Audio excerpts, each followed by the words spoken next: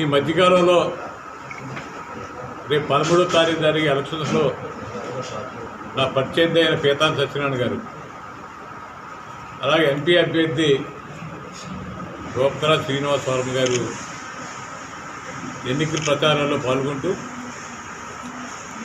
ఆయన ఎంపీ గారు అంటాడు, నేను పెద్ద మనిషి ముసుగులో అవినీతి చేస్తున్నానని, నన్ను ఆతాన్ని నుంచి కదా గుడేది కూడా తగిలేస్తా అంటాను. మరి ఎక్కడికి ఆడినంత తీసుకెళ్ళి బంగాళాఖాతంలో పడేస్తాడు ఏంటో అర్థం అవట్లేదు. అతను కౌన్సిలర్కి ఎక్కువ, దేవాలయంలో కౌన్సిలర్ కూడా నెగ్గడు అతను. ఆ తాయివాడు బీజేపీ కార్యకర్త కాబట్టి అతనికి ఎంపీ టికెట్ ఇచ్చారు. తాయిని మనిషి నన్ను అతని నుంచి తోలేస్తా అంటే గుడేది కూడా తోలేస్తాను.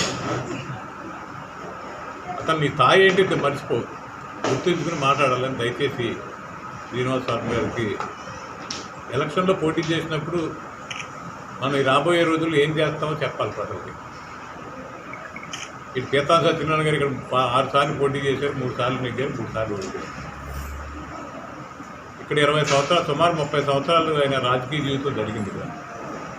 అపోజిషన్లో కానీ అధికారు ప్రజలకు తెలియదు ఆయన ఏంటోని. నేను 5 సంవత్సరాలు చేశాను ఇప్పటికి. 1 సంవత్సరం ఇన్ఛార్జిగా 6 సంవత్సరాలు, సుమారు 6 సంవత్సరాలు అవుతుంది నియోజకవర్గం. నేనేం చేశానో కూడా ప్రజలకు తెలియదా? గత ఎలక్షన్స్లో పోటీ చేసుకున్న ఆయన ఉందాతనంగా ఆయన ఎలక్షన్కి వెళ్ళారు. నేను కూడా ఉందాతనంగా ఎప్పుడు కూడా ఆయన ఒక ఏకవచనంతో కాదు, ఈరోజు దాకా నేను ఆయన ఎక్కడ కూడా ఆయన పేరు ప్రస్తావించలేదు. ఎక్కడో గిరిజన భూములు నేను దోచేసానని అవి సోషల్ మీడియాలో నడుస్తాను. నేను ఎవరు భూమి దోచేశాను?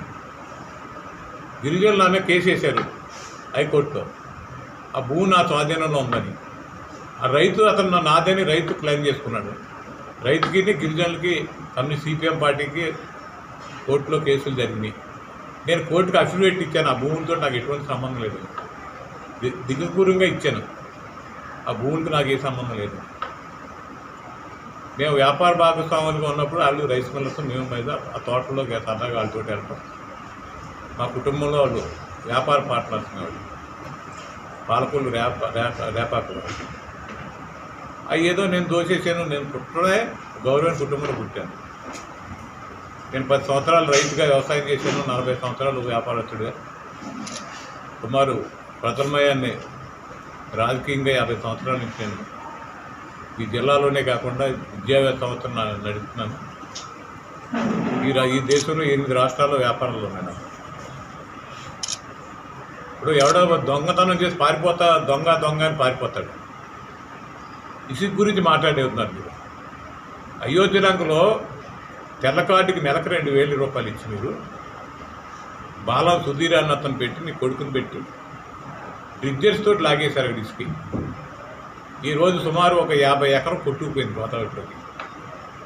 కొబ్బరి తోటలంతా కూడా ఉత్తరలం కానీ, రావిలం కానీ, నెల్లివారిపేటలో కానీ మొత్తం కోసేస్తాను. ఎందుకంటే లోతు అయిపోయి అక్కడ పనవటే పక్కనే మేట వేసుకుంటూ తూర్పే పక్కన కోసేస్తాను. నీ మూలాన్ని ఎంతమంది రైతు, ఆ డబ్బంతా ఎక్కడికి వెళ్ళింది? ఇక్కడ రాజశేఖర్ అని ఒకటి పెట్టుకుని ఇళ్ల తలాలు పూర్తింతానని చెప్పి నీ కుమారుడు ఆయన కలిపి కోడిపందాల డబ్బులో తలాలు పూర్తానని చెప్పి భీమవరం పెద్ద ఎత్తున మట్టిని తరలించారు. ఆకివీళ్ళు ఇళ్ల తలాలు పూర్చారు మీ అబ్బాయి ఇద్దరు కలిసి. ఆ రాజశేఖర్ అన్న ప్రసాదరాజు అని ఉంటే అతని తోటి భాగస్వాములు చేసి నీ కొడుకు వెళ్ళి కేసులో ఉన్నప్పుడు అతని దగ్గర దాక్కున్నాడు.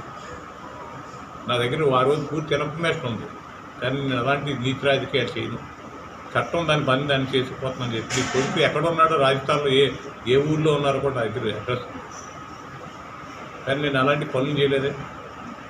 మీరు ఏసీబీ కేసు ఎట్టక్కితమే నాకు తెలుసు, మీరు ఆ డిపార్ట్మెంట్ అవినీతి చేశారు.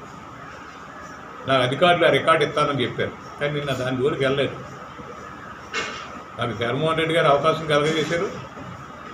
ఇక్కడ ప్రజల దగ్గర మన్నన పొందాను, నెగ్గాను, పనిచేశాను. నీలాగా నేను ఇసుక అమ్ముకోలేదు. బాలా సుధీర్ని పెట్టుకుని, ఇంకొకరిని పెట్టుకుని, మీ అబ్బాయిని పెట్టుకుని నేను ఇక్కడ అమ్ముకోలేదు. నేను ఎవరైతే భేదవాడు ఉన్నారో ఆ భేదవాళ్ళందరికీ కూడా ఇల్లు కట్టుకునే వాడికి లారీలు పురమాయించి